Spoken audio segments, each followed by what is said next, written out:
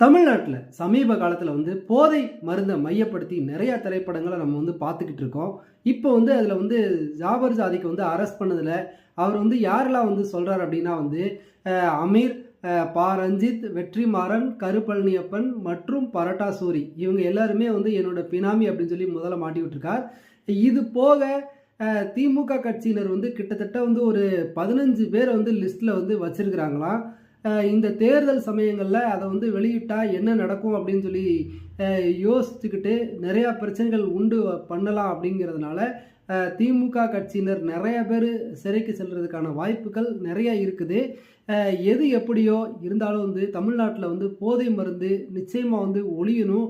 அதை ஒழிக்கிறதுக்கு மக்கள் நிறையா விஷயங்கள் எவ்வளோதான் ஸ்டெப் எடுத்தாலும் அரசு எந்த விதமான ஒரு ஏற்பாடு செய்யாமல் இந்த போதை மருந்தை ஒழிக்க முடியாது. அரசே போதை மருந்து விற்பவனுக்கு துணை